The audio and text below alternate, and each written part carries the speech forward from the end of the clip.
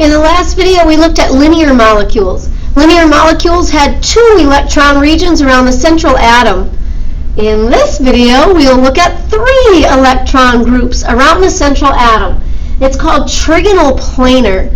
A good example is molecules with boron.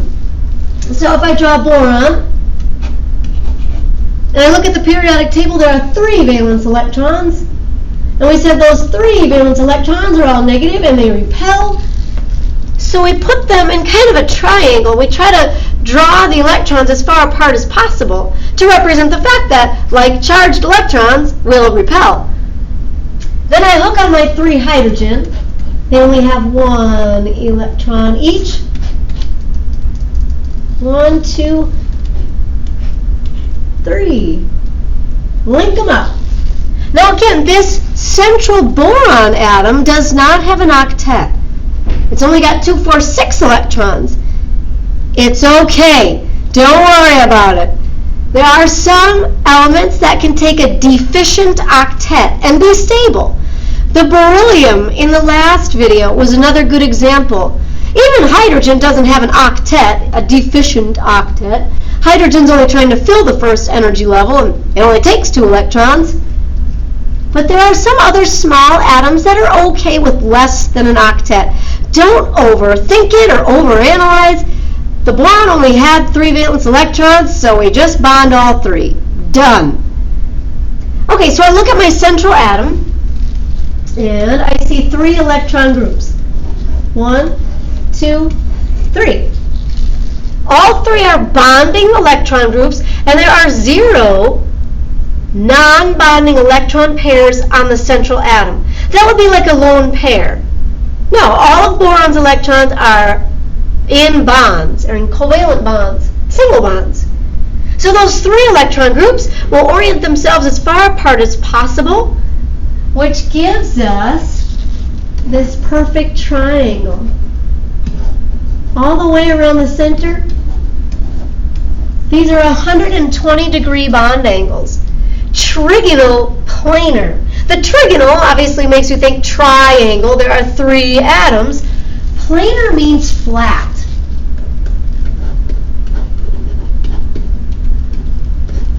Planar means flat. So this is a flat triangle. In class, we can look at some models, some 3-dimensional models, and you'll see that it really is a flat triangle. So again, whoever came up with this name, they were brilliant.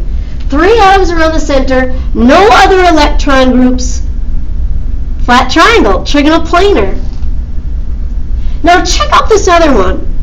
In a previous video, we mentioned O3 ozone. It's kind of a funky structure, and I knew that it came back at some point. So I wanted to make sure that we kind of drew this one. You may recall, this is a tricky one to draw with just the dot model. Now, following all the rules and trying to link up the single dots. If that's you, you're a rule follower, you never break the law, you could draw your central atom with 6 valence electrons. And I don't know, maybe I'll put the singles kind of toward the outside. That's where the other oxygens are. And then I'll do my outer oxygen. Okay, I know I want to connect these single electrons. Let's do the same with this guy. 3, 4, 5, 6. Connect the dots. Do you see our issue here? The central oxygen is full, but the outer oxygens only have 7. We've got 1, 2, 3, 4. Here's 5 and 6. That's 7. This guy down at the bottom is not paired. That's a problem, because we don't have any other electrons to use. If this single bond model is going to work, I'd be short by 2 electrons. Each of the outer oxygen only have 7. And we said if you ever do get stuck, you can try this kind of guess and check method, where you start by counting the total number of electrons that should be in this structure. Oxygen has 6 valence electrons. There are 3 oxygen for a total of 18. I need to use 18 electrons, which I did, 2, 4, 6, 8, 10, 12, 14, 16, 17, 18. My structure has 18 electrons, but all atoms need an octet. And that I did not do. If I were going to give those atoms on the end an octet, I would need 2 more electrons, and then this structure would have, 20 electrons, and I do not have 20. This would be, 20 electrons. We don't have 20, so we can't do 2 single bonds. We don't have enough electrons to give all atoms an octet. This does not work with singles. And so again, we said you can kind of do some guess and check. Try something. I don't know, try some double bonds. That looks kind of cool. The oxygen in the center has an octet, so these guys in the end would need 4 more. 4. Okay, so rule number 1 of an acceptable Lewis structure is that the atoms that want an octet need an octet. Oxygen needs an octet. 2, 4, 6, 8, 10, 12, 14, 16 electrons. So we did give all octets, but rule number 2 of an acceptable Lewis structure is that you have to use a specific amount of electrons. In this case, 18. We didn't use 18, we only used 16. This one's not right. And again, sometimes people will say, oh, well, if you have 2 more electrons, let's just throw them on there. I don't know, like, here, 18. Well, I'll just throw an extra pair someplace. 2, 4, 6, 8, 10, 12, 14, 16. There's your 18 electrons. But do you see why this one's not right? Look at this guy in the center. You overloaded the oxygen. In the center, this guy's got 2, 4, 6, 8, 10. Can't do that. Oxygen needs 8. So this double bond's not going to work. And so again, you can kind of do a little guess and check, and eventually, here's the one that does work. One of each. A single and a double. On the end, we need 4 more. 2, 4, 6, 8. In the center now we do need a lone pair. 2, 4, 6, 8. And then on the end, this guy needs 6. 2, 4, 6, 8, 10, 12, 14, 16. Bingo. 18 electrons. This is it.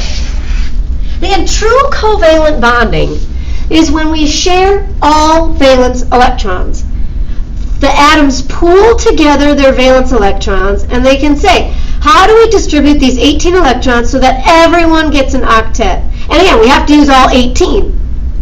It doesn't necessarily mean that 6 dots need to belong to each oxygen, because that didn't really work. We tried that in the blue picture. We pool the electrons together. Yes, each oxygen starts by bringing to the table 6 valence electrons, but we can distribute them however we need to, so everyone gets an octet. There it is, the double and a single. Now look at your central atom. Around your central oxygen, there are 3 regions of electrons. There's a single bond, that would be 2. There's a double bond, there's 4, but again, it's all negative electrons. For the first time, we have a lone pair. So in this chart, they're listing 2 bonding regions of electrons and 1 lone pair, a non-bonding group of electrons. But again, electrons are all negative, and they all repel, whether they're bonding electrons or they're lone pairs. All 3 of those electron groups will repel, and they'll orient themselves as far apart as possible, which makes me think trigonal planar. It makes me think triangle. If you have 3 groups as far apart as possible, 120-degree angles, trigonal planar, triangle. However, One of the groups is not really an atom, it's an electron pair. So the molecule ends up looking something like this. You have to picture on top, that's where your lone pair goes. So if you look at that trigonal planar, but you take off the top atom, because now we replace that with a lone pair, what you're left with is called bent. And it does make sense because it really does look angular. It looks bent versus linear. The linear molecules had 180-degree angles. This bent structure will have approximately 120-degree angles. It ends up being slightly less than 120 because that lone pair on top takes up more space than a bonding pair of electrons. So it kind of smushes the other two atoms just a little bit. But we can say in our mind, it is approximately 120. These two shapes kind of go together. Now here's the deal. When I drew my Lewis structure, I did not draw this angular or bent. I drew these three oxygens straight in a line, which is acceptable for a Lewis structure. Lewis structures do not need to be drawn with proper bond angles. A Lewis structure is just trying to show how everything fits together. How we get octets, are there bonding electrons, non-bonding electrons? I got all that in my Lewis structure. A+ on my Lewis structure. However, if they ask you for the shape of the molecule, don't say linear. That's when we have to look at the central atom. If we didn't have that electron pair on top, then yes, there would be 2 electron regions around the central atom. It would be linear. But that electron pair is very important. It changes the shape of the molecule from linear to bent. And what we'll look at in class and in the lab, bent molecules have different properties than linear molecules. That lone pair is very important. Not only does it change the shape, but it changes its chemical properties. It's going to react different than a molecule that's linear. It's essential that we have that lone pair on the central oxygen. Very important. So again, this shape is bent. It's based on the trigonal planar. There are 3 electron regions around the center, which gives us approximately 120-degree bond angles, but then in your mind, picture a triangle, but one spot is not really an atom. It's a lone pair. Then what you're left with really is this bent shape.